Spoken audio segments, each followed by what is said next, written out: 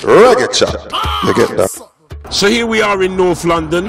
Reggae Chat is back for the summer session, and my first guest is going to be Agent Sasco, or Sasco. We're going to go inside, we're going to be talking to him, and we're going to see what he's got to say about his brand new album, Hope River, which is doing the business right now. Reggae Chat, here in North London. Reggae Chat. You get that? I want to know, I'm on the sun. Oh, we're winning right now, you say we're winning right now. Me forget a trophy to what me living right now. Cause I'm winning right now, yeah. And I'm chilling right now. Oh, we're winning right now. Our Thanksgiving right now. Cause we're winning right now, yeah. I'm winning. I'm winning. Reggae Chat. You get that? Summer Session 2019. And it's with great pleasure that I bring to you my first guest of the series, the one and only Sasco, at long last. Yeah, man, respect. I can't believe that it's taken me nearly 2 decades to actually catch up with you to have an interview. You serious? This is your first interview? No, Ernie, it couldn't be. We talk all the time. Yeah, we talk on the phone, or if we're in Jamaica, but we've never had a proper interview. Oh man, yeah, well, you know what, it's long overdue. Yeah. So I'm happy to finally be able to get it done. So the young assassin, first, of course. Tell us a bit about the young assassin. Fresh out of high school, very much in love with music, fascinated with the whole thing. Seeing a studio for the first time at about 16 years old, and after being a fan of the music from as far as I can remember, and just having all kind of dreams and what have you. So the young assassin was very much about just exploring music and discovering all the next side of music. Because like I said, being a fan of music and seeing the industry and seeing a studio and seeing all these places where so much greatness take place, King Jammy's, Penthouse Studios, Gargamel Studios, meeting all these people that were and still are my heroes pretty much. That's a young assassin, yeah. Your first break was it with Spragga Benz? Well, so Spragga was very instrumental in terms of my early journey, and Red Square, and matter of fact, my first few shows in the UK, was with Spragga and Red Square. So Spragga definitely was, like I said, very critical to that part of my development.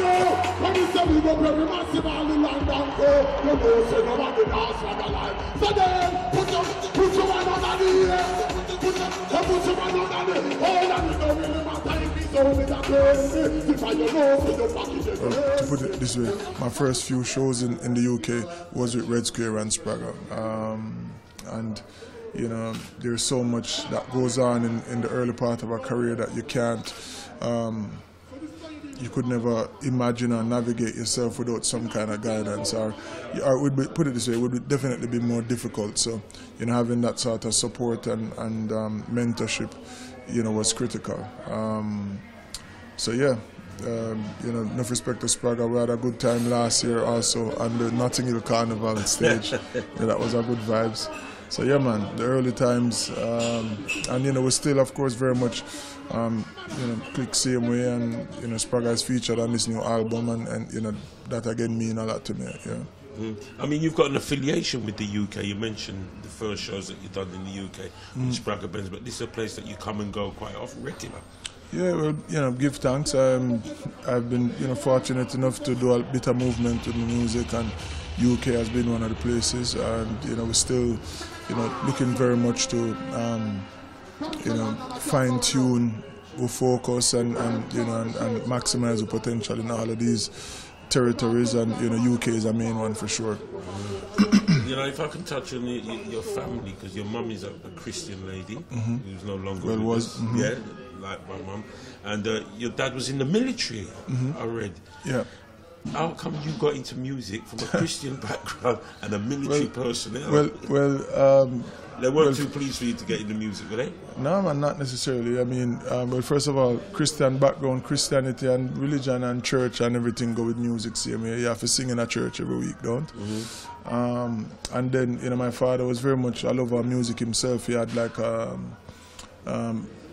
to now, like a lot of LPs, you know, stored in you know, all over the place, and you know, turntables and, you know, music box and everything there. You know, my mother was most concerned with the fact that I was still in school while going to studios. I was in sixth form and, you know, had exams and thing, and, you know, coming on home all kind of hours a man and them things. So that was a real issue with it, you know, with me pursuing music at the time, and understandably so. But, you know, otherwise, you know, I had their support. It was very much something that I've been doing from I was, you know, 4 and 5 years old. So it was known that, you know, I had this ability, and, you know, they encouraged me to explore it, and I thank them and I love them for that. How did the name Assassin come around? Because that's like a lethal name for an artist. artist. Well, lyrically lethal, you know. High school, you don't know, beat the desk, clash after school kind of thing. So it was lyrical assassin, really. And then, yeah, it stick, and then 2001 came around and 9/11, and then all of a sudden, you know, a name like Assassin just felt like it had a little bit more gravity to it, you know. Yeah. So, and then, you know, for that and other reasons, I saw it necessary to pursue, you know, some kind of alternative. And then the more I grew, is the more I realized that, you know, my shifting or my evolving ideals and perspectives just never match with the name Assassin exactly anymore. So, you know, we made the transition. To Agent Sasco. Yeah, well, Sasco is really a derivative of Assassin, so I don't feel like I've left it behind. It, you know, because people used to call me, well, especially like it started with Spragga actually, would call me Sasco as kind of like I say, a variation of the name Assassin. So it's still very much a, you know, a part of the program. So, And your first big studio break, I know, Assassin. You know, well, here's the thing. What's interesting about my journey is that my first break was not necessarily a big studio break. It has always been a gradual situation. So, the first time I recorded in a studio was John, I think 99, the summer of 99. I still had a year of school to go, and it was like 2-3 o'clock a.m. King Jammy studio. Of course, you have to get them hours there when dog asleep, because you're a young artist, you know what I mean? Yeah. And it was Suku from War 21 who actually, you know, did the recording of the session. And it's a song that I doubt you'll ever hear, but he said that was my first time in the studio. And then, you know, from there, you know, you record over here, so you record this one, you know, you go on, you know, pretty much the internship. And then, you know, thankfully it never took too long for, you know, a little momentum to start develop. And like I said, you know, being linked with Spragga Benz and what have you, and Spragga introducing me to a lot of producers, you know, really, you know, to shorten that time, I would imagine. Yeah. The first song that started to get some commercial success in Jamaica was, well, a radio success rather, a song called To Make Money, produced by Troy McLean and Garfield Hamilton, Full Moon Rhythm. To make money, you know, that's the plan. Like, that's the first song that, you know, started to make some noise. And then, as a matter of fact, there was a song before that called How Forget It. Well, money there, yeah, you just have to know how forget it. It never really did, you know, great radio-wise, but industry-wise, like, you used to get played on the radio and thing, but like industry-wise, like a lot of people were like, yo, I wish you would this, you know what I mean? So even Bounty Killer, first time I met Bounty Killer, that was the song he was talking about, like, you did that tune, the Ray, big up True Blues, the youth who produced it, him used to in the UK, yeah. And so like it was, that was an industry kind of underground tune up, you know, people around the industry. So I said, yeah man, the youth are tough. And then by the time To Make Money come around now, you know, that was more like a, you know, radio hit song and make it way another dance them, and then from that oh we roll on some tune where people start to say, oh yeah, that you thought of, yeah man, the you upright program, and yeah, but yeah, I mean. But what's it like, coming out of high school and all of a sudden, you're hearing your tunes playing on the radio and your name is starting to call? Well, it never felt like all of a sudden, to be honest, like I really feel like, it's been such a dream from as early as I can remember, and starting to go to the studios and things like that is like, you're doing these things and you're expecting results, and so it never really, like I said, feel like a long time. But it definitely was just nothing that you could imagine it to be when you were imagining it. You know what I mean? I'm not sure if I can explain it. It's just, yeah. I mean, as cliche as it sounds, literally a dream come true. And your first album dropped in what, 2005? Infiltration, VP Records. 2 years after that, Gully Sitting, and then my third album was Theory of Reggaetivity, produced by my own label, and the most recent Hope River. Yeah. Hope River is Hope River. Hope River. Banks of the Hope. Banks of the Hope is one of the singles. Yeah. So Hope River, produced by my label as well, released last year. Tell us a little bit about Boardhouse. Boardhouse, well, that was the first label I was a part of, myself and my brother, up until 2013, 14. That situation unraveled, and I've since started my own label, which is Diamond Studios. Not sure, I just stepped away from the Boardhouse label itself. I'm not sure what's happening with it. No particular reason, it's just time to move on. Well, I mean, reasons that I don't care to get into, right. But let's just say I started my own thing, and we had some success with Boardhouse, definitely. Boardhouse, the name, because that's where we grew up, in a Boardhouse over Kentire. We had the Nolinga rhythm, which actually was a look girl rhythm, but Nolinga, was hugely successful, and people, kind of, yeah. The name, when they made the rhythm, them think about the Nolinga, so yeah. We had a fair amount of success with that, and that was our first juggling, as a matter of fact, and it did some damage, so good vibes. Yeah.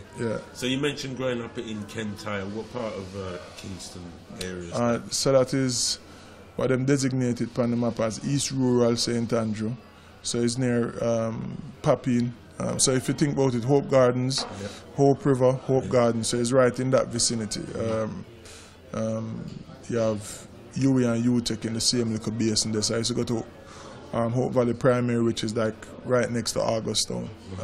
So it's in that area. Because you was a bit of a student when you was at college. You studied business and. Yeah, well, I actually did my post-high school studies by online because I was already pursuing my career. But I was the kind of student that I wanted to do well, and I was challenged to do well by my folks. You never feel like you had any choice in the matter. And then personally, I also wanted to do well. But of course, like any other kid, hyperactive and beat the desk and get trouble and get teacher talking. But I did okay. You did okay. Yeah. So, and I've noticed as well, that even Buju calls you out, and says that you was one to watch. That was Buju actually. So John is the first person to record a song with me. Buju is the first person to actually release a record, with my name etched in on side A. Okay. Gargame music, and I forever love him and respect him for that. And also, just outright mentorship and guidance. I toured with him for quite a while. We were with the same management with Penthouse for a little bit, and he definitely took the time out to teach me things and show me things, and once again that's invaluable when you're talking about the kind of icon that Buju is. To be able to learn from that is just immeasurable. You mentioned Penthouse there as well, Donovan Germain. Yeah, that's kind of a school in itself. Yeah, absolutely. And Germain's approach to management was definitely active development. Like it wasn't just you're there for kind of pick up things by the wayside. He would consciously try to show you and teach you things, and very much a lot of the principles that I operate by today in terms of music-wise and professionally, was forged, while at Penthouse. So, I'll always be thankful for that experience. Yeah. So here we are, 2019, Hope River, the latest album. Yeah. And I must say, I had the pleasure of actually listening to that before it came out. Remember, we spent some time up in Diamond Studio. Yeah, man. Making this album is like nothing I've ever done before. It was recorded at my home studio, and that situation is like, for me, being able to record when you want to record and when you're feeling creative was just a new experience. Otherwise, you'd have booked time, and who knows what vibe you'll be in when it's time to actually record. So, having that situation definitely helped the texture of this album, and I think it definitely comes across in the music. It's just more sincere, and people feel it in a deeper way, I guess, and relate to it on another level. So yeah, it's powerful. Is it a situation? I know what it's like, when I go to my own personal studio. Is it a situation where you might get a vibe in your pajamas and just run down to Absolutely, yeah. I'm in there recording in my pajamas all the time. Dub plate in my boxers, all of that. Yeah, and it's a next level of comfort too. And then most importantly, I get to spend time with the kids. They appear on the social media quite regularly. Yeah, I'm in there working, and I've come back from school and just, hey, Daddy, what's up? That kind of thing. Where I get to, spend more time with them. That's also invaluable. So, it's a win-win. You've got artists on there like Dre Island. On the album. Kabaka, Pyramids, Praga Ben, Stoneboy, and then we have a song with like half dozen people or more.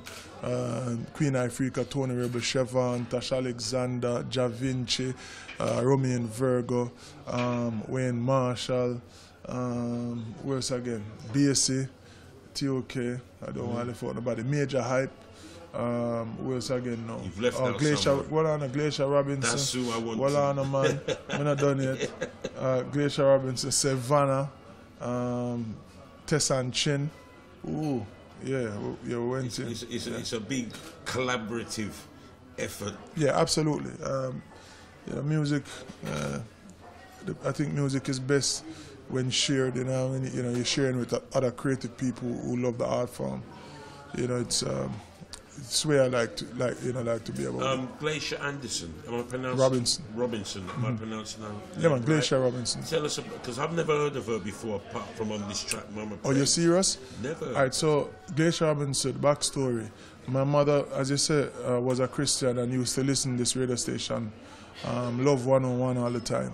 It's a Christian radio station. As a matter of fact, when I was in high school is when they just started it, so it was like a thing, a big thing. And there was a gospel talent competition, and Glacier Robinson won the competition with a song that just felt totally different from anything that was happening in gospel and reggae at the time. It felt almost like a country and western song. Hold my hands today, lest I fall. Guide my steps all the way. You never hear that song there? No. Jesus and peace. We're not spiritual here in the UK. That may I get to realize. Anyhow, my mother was definitely a fan of Glacier Robinson, and when I was putting together the Mama Parade tribute to my mother, it felt like Glacier Robinson needed to be a part of it, you know what I mean? And so Tara, my manager, reached out to her when she came to Jamaica for the Reggae Sumfest launch, actually. And we played like 2 seconds of the song, and she was like, okay, I'll see you tomorrow, and she came by the house and did her bit, and it was it's special. So she's not a Jamaican? Is she a Jamaican? She's Jamaican, but she lives overseas now. Okay. Yeah, So man. Do you need to Google Glacier Robinson, man? Yes, I talk about Google her, man. I think up. Okay. Yeah. So you'll be working with her again? Well, absolutely. She as a matter of fact, before I came up, she was in Jamaica. We went to dinner, my wife and I, and she and her husband, and yeah, I'm a sister in her now, and you know, I have more work to do for sure. It was a great experience recording this album. Yeah, I can't, you know, like single out anybody like that. You know what I mean? It was just a real pleasure working with the album. I must big up my brother Chevron though, that he's the one who was working with me in more than just a featured artist capacity, like helping me out with, you know, vocal stuff and melody arrangements and things like that. So big up Chevron. And you know, like I said, outside of that is just, you know, just sharing music, and you know, everybody, nobody was troublesome to get the work done. Let's just say that it was a great experience working with everybody. Yeah. So how long did the whole project? Oh God, I'm going to do that. I'm going to mention Raga Stephen Marley. Oh. Yeah. Raga. Yeah. Yeah, so like I said, it was great working with everyone. Wow. Just emerging from an absolutely fantastic interview with Agent Sasco about his album Hope River and about his early career. Part 2 will be coming very soon, so make sure you keep it locked to Reggae Chat with the biggest stars and the biggest artists. I'm Daddy Ernic, see you soon. Beyond the privilege and the socially marginalized. Yes.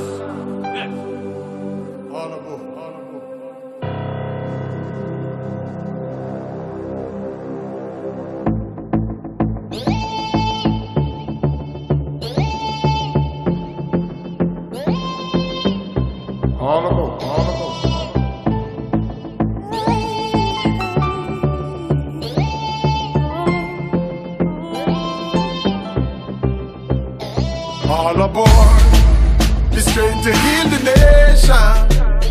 All aboard, we depart from all frustration. All aboard, mental migration. All aboard with a brand new meditation. All aboard, this train I leave the station. All aboard, and the journey's the destination. All aboard, all generations. All aboard. Reggae Chat, you get that?